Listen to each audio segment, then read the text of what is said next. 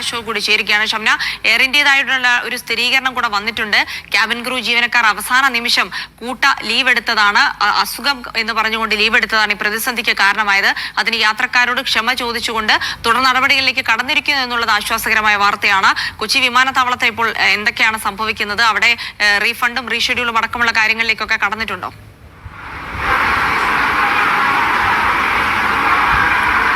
നെടുമ്പാശ്ശേരി വിമാനത്താവളത്തിൽ നിന്നും പുറപ്പെടേണ്ട 3 വിമാനങ്ങളാണ് എയർ ഇന്ത്യയുടേതായി റദ്ദാക്കിയിട്ടുള്ളത്. അതൊന്ന് പുലർച്ചെ 2 മണിക്ക് ഷാർജയിലേക്ക് പുറപ്പെടേണ്ട വിമാനം, ഒന്ന് രാവിലെ 8:50 മസ്കത്തിലേക്ക് പുറപ്പെടേണ്ട വിമാനം, ഒന്ന് രാവിലെ 7 മണിക്ക് ബംഗളൂരുവിലേക്ക് പുറപ്പെടേണ്ട വിമാനം. ഈ 3 വിമാനങ്ങളാണ് നെടുമ്പാശ്ശേരിയിൽ നിന്ന് പുറപ്പെടേണ്ടത് റദ്ദാക്കിയിട്ടുള്ളത്. നേരത്തെ യാത്രക്കാരെല്ലാം ഇവിടെ പ്രതിഷേധിക്കുകയും അതിനുശേഷം അവർക്ക് ടിക്കറ്റ് റീഷെഡ്യൂൾ ചെയ്ത് നൽകുകയും ചെയ്തിട്ടുണ്ട്. നേരത്തെ ഹരി സൂചിപ്പിച്ചതുപോലെ തന്നെ 10, 11, 12 തീയതികളിലാണ് ഈ ടിക്കറ്റ് റീഷെഡ്യൂൾ ചെയ്തിട്ടുള്ളത്. അതുകൊണ്ട് യാത്രക്കാർ ഇവിടെ നിന്ന് പിരിഞ്ഞു പോയിട്ടുണ്ട്. ഇനി ഈ കാര്യത്തിൽ, അതായത് ഇന്നുണ്ടായ ഈ സംഭവത്തിൽ എയർ ഇന്ത്യയുടേതായി ഒരു ഔദ്യോഗിക വിശദീകരണം വരികയാണ്. അതായത് എയർ ഇന്ത്യ എക്സ്പ്രസ് പറയുന്നത് പ്രകാരം സീനിയർ ക്യാബിൻ ക്രൂ അംഗങ്ങളാണ് ഈ ഇത്തരത്തിൽ അടിയന്തരമായി ലീവിന് അപേക്ഷിച്ചത്. അതായത് സിക്ക് ലീവ് എടുക്കുകയാണ് ചെയ്തത്. ജിൽസി പറഞ്ഞതുപോലെ തന്നെ അവർ സിക്ക് ലീവ് പെട്ടെന്ന് എടുക്കുകയാണ് ഉണ്ടായത്. അതുകൊണ്ട് ഈ ക്രൈസിസ് മാനേജ് ചെയ്യാൻ ഞങ്ങൾക്ക് കഴിഞ്ഞിട്ടില്ല എന്നുള്ളതാണ് എയർ ഇന്ത്യ നൽകുന്ന വിശദീകരണം. അതോടൊപ്പം തന്നെ യാത്രക്കാർക്ക് നേരിട്ട ബുദ്ധിമുട്ടിൽ എയർ ഇന്ത്യ ക്ഷമ ചോദിക്കുകയും ചെയ്യുന്നുണ്ട്. ഒപ്പം ഈ പറയുന്നത് പോലെ തന്നെ ടിക്കറ്റ് റീഷെഡ്യൂൾ ചെയ്ത് നൽകുന്നതിനുള്ള അത്തരം പ്രവർത്തികളിലേക്ക് കടന്നിട്ടുണ്ട് എന്നുള്ളതാണ്